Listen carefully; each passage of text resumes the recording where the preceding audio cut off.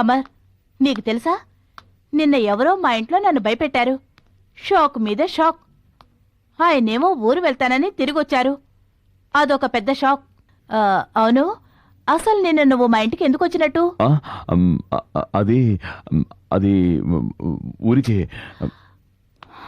ఆయనకి మన మీద అనుమానం వచ్చినట్టుంది. ఇప్పుడు కూడా ఆయన హాల్లో పడుకునుంటే జాగింగ్కి వెళ్తానని ఇక్కడికొచ్చాను. అవును, నేను ఇన్ని మాటలు మాట్లాడుతుంటే అసలు నువ్వేంటి ఏమి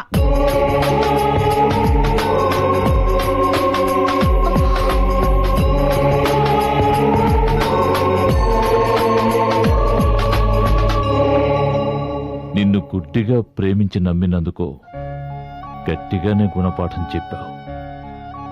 ఊరకుక్కను తెచ్చి ఇంట్లో పెట్టుకుని ఎంత బాగా చూసుకున్నా ఊరి మీద పడి తిరగటం మానదు. ఛీ, నీకేం లోడ్ చేశాను చెప్పు. చెప్పవే, చెప్పమంటున్నానా? కమాన్, టెల్ మీ.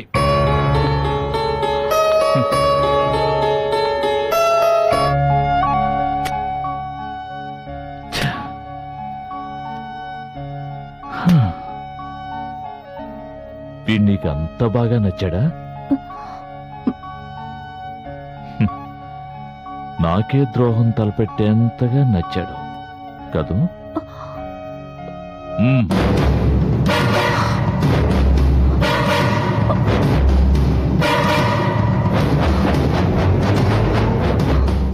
భయపడకు, మిమ్మల్ని విడదీయను. ఇద్దరూ కలిసే చావండి.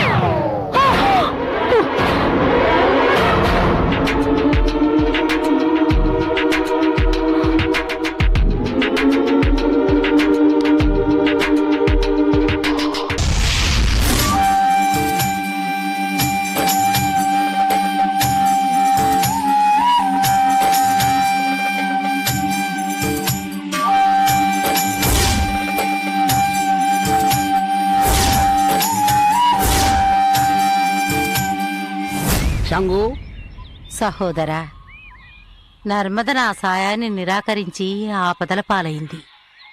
భైరవి ద్వారా నర్మదని కాపాడినందుకు మీకు నా కృతజ్ఞతలు. తను మనతో సహకరించినా సహకరించకపోయినా నర్మదను కాపాడుకోవడం మన కర్తవ్యం.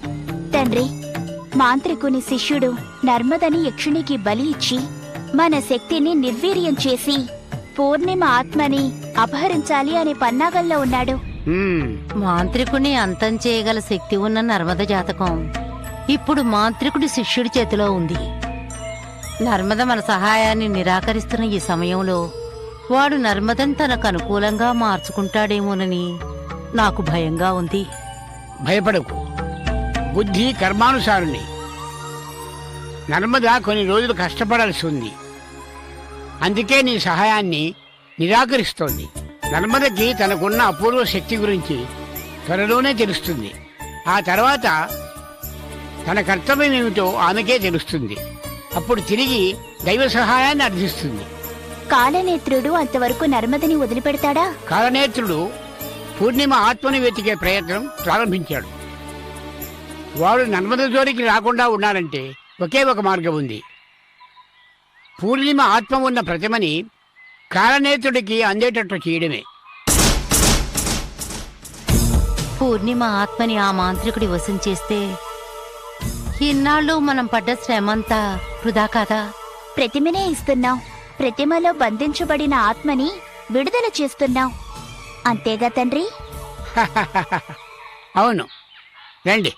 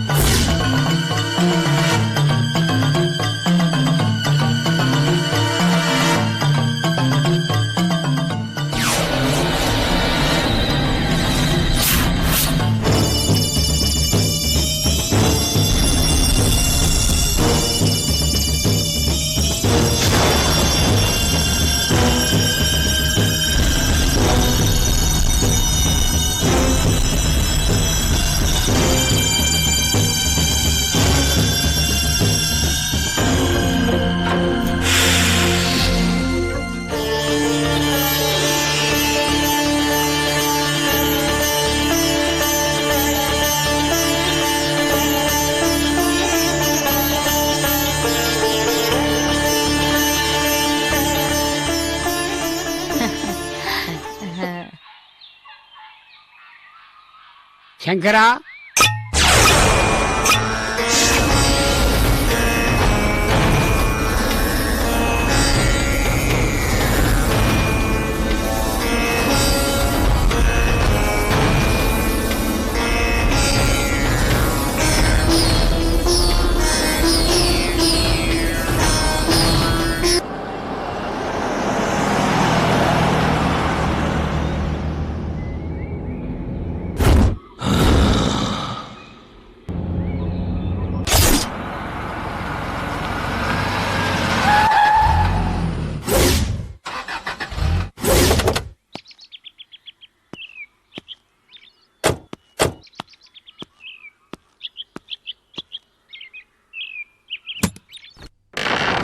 అంతం కాదు, ఆరంభం.